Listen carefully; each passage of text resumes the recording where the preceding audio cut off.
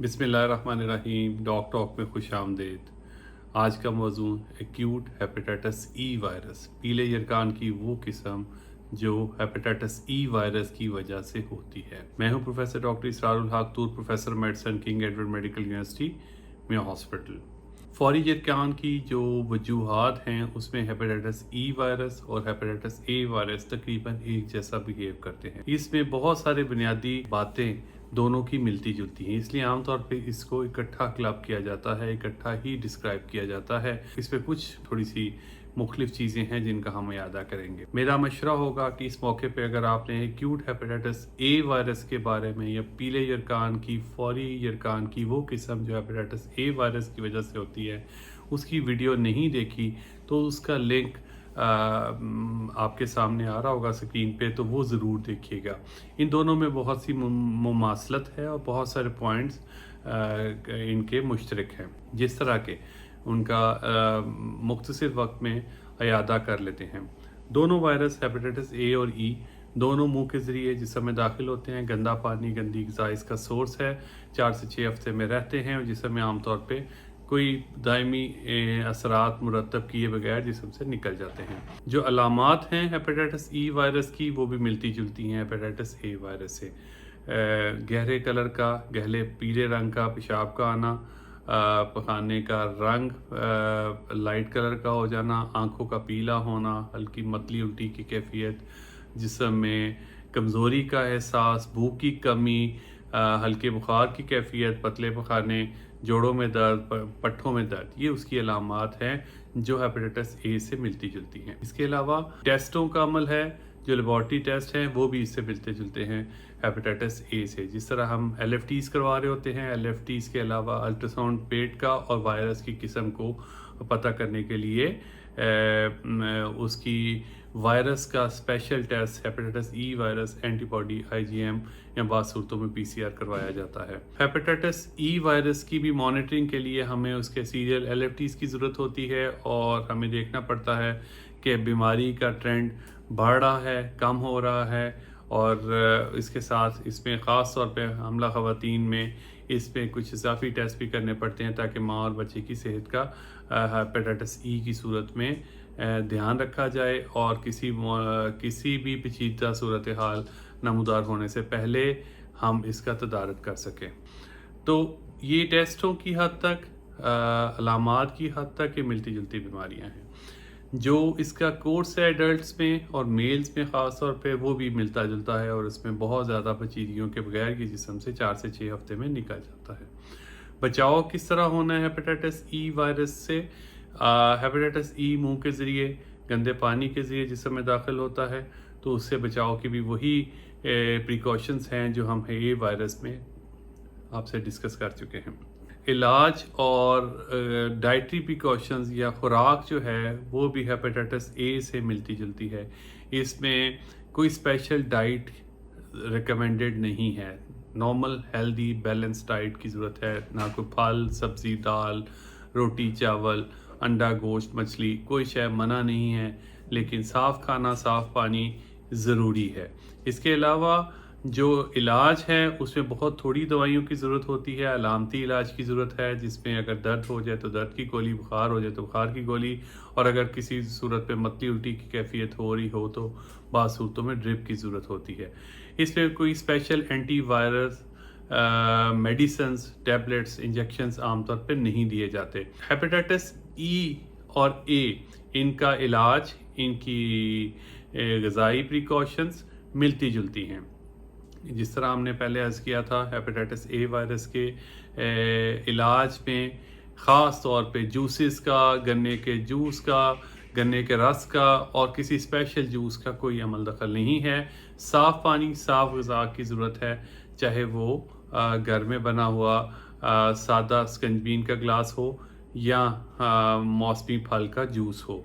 लेकिन इससे बीमारी की उम्र में या बीमारी की शिद्दत में इससे कोई कमी बेशी नहीं होती। हेपेटाइटिस ई से बचाव के लिए ज़रूरी है कि गंदा पानी, गंदी ग़िज़ा से बचा जाए। गंदा पानी, गंदी ग़िज़ा से बचने के लिए ज़रूरी है कि रफ़ाए हाजत के बाद, वॉशरूम इस्तेमाल करने के बाद साबुन से हाथ धोए जाएँ। खाना खाने से पहले साबुन के साथ हाथ धोए जाएँ اور خاص طور پہ اگر کوئی مریض گھر میں ہیپیٹائٹس ای وائرس کا موجود ہے تو اس کو انسٹرکشنز دی جائے کہ کموڈ کی سیٹ کو اچھی طرح سے صاف کرے اور صابن کے ساتھ رفع حاجت کے بعد صابن کے ساتھ ضرور ہاتھ دھوئے۔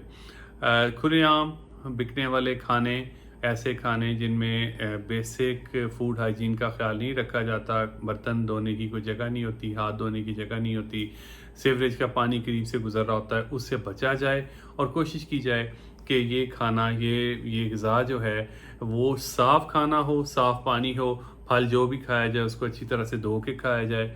اور اس کے علاوہ سر عام بکنے والے جو کھلے آسمان تلے ٹھیلوں پہ بکنے والے جوس اور مشروبات اور گندی برف کے ذریعے جو مشروبات ٹھنڈے کیے جاتے ہیں ان سے بچا جائے۔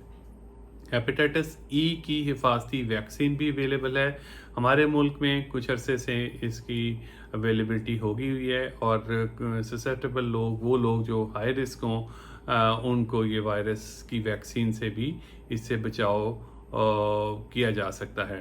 اس کی وائرس کی بچاؤ کی ویکسین دنیا کے بہت سارے ملکوں میں ابھی میسر نہیں ہے، لیکن پاکستان میں اس کے کچھ ایکسپیرینس ہوا ہے اور اس میں کافی مفید ثابت ہوئی ہے۔ ہیپیٹائٹس ای اور پریگنینسی، خاص طور پہ حاملہ خواتین میں ہیپیٹائٹس ای کے کچھ اسپیشل پریکاشنز ہیں جو اس کو ہیپیٹائٹس اے سے ممتاز کرتے ہیں۔ ہیپیٹائٹس اے حاملہ خواتین میں اسی طرح بیہیو کرتا ہے جس طرح نان پریگننٹ خواتین میں یا مردوں میں وہ بیہیو کرتا ہے، لیکن ہیپیٹائٹس ای جو ہے وائرس، وہ اس کا کیریکٹر خاص طور پہ حاملہ خواتین میں مختلف ہوتا ہے، اور بعض صورتوں میں حاملہ خواتین میں ماں اور بچے دونوں کی صحت کے لیے یہ ایک رسک ہے۔ اس سے بچنے کے لیے ضروری ہے کہ حمل کے دوران صاف پانی، صاف غذا کو انشور کیا جائے، تاکہ ہمیں پتہ ہے کہ ہیپیٹائٹس ای کا جراثیم اگر حاملہ ماں کے جسم میں داخل ہوگا تو ماں کی اور بچے کی صحت کے لیے وہ نقصان دہ ہے، اور کچھ سٹڈیز میں 30 سے 35% لوگ ایسی مائیں جو حمل میں ہوں وہ ہیپیٹائٹس ای کا شکار ہونے کے بعد موت کے منہ میں ڈالی جاتی ہیں۔ تو اس کا فوری علاج بعض صورتوں میں حمل کو ختم کرنے کی صورت میں اور بعض صورتوں میں آئی سی یو میں داخل کر کے مانیٹرنگ کی صورت میں کرنا پڑتا ہے۔ تو یہ ایک ایسی پریکاشن ہے جو حاملہ خواتین کے لیے خاص طور پہ ہے کہ ای وائرس حاملہ خواتین کے لیے نقصان دہ ہو سکتا ہے، اس لیے بہت حد تک اس سے بچنے کے لیے ایک تو ویکسین کا استعمال کیا جائے، اور دوسرے نمبر پہ صاف پانی اور صاف غذا کی اہمیت کو اجاگر کیا جائے۔ ہیپیٹائٹس ای کی پیچیدگیوں میں ایک تو حاملہ خواتین میں یہ پیچیدہ صورت اختیار کر سکتا ہے، دوسرا یہ اس میں ٹینڈنسی ہوتی ہے کہ بعض صورتوں میں یہ کرونک ہیپیٹائٹس کی صورت بھی اختیار کر سکتا ہے جو 6 مہینے کے بعد تک جسم میں رہ سکتا ہے اور جگر کو متاثر کر سکتا ہے۔ ہیپیٹائٹس ای عام طور پہ ایڈلٹس میں، نان پریگننٹ خواتین میں کوئی زیادہ پیچیدہ صورت اختیار نہیں کرتا اور 4 سے 6 ہفتے میں جسم سے نکل جاتا ہے۔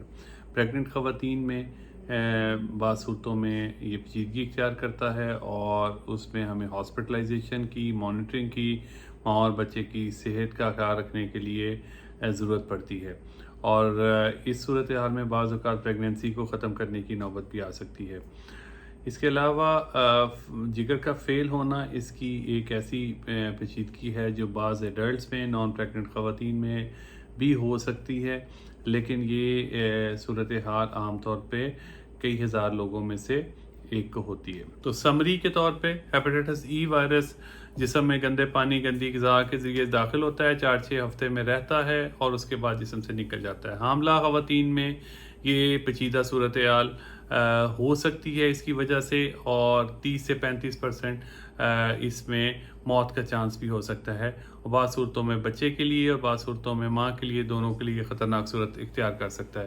ایڈلٹس میں، میلز میں عام طور پہ یہ کوئی پیچیدہ صورتحال اختیار نہیں کرتا۔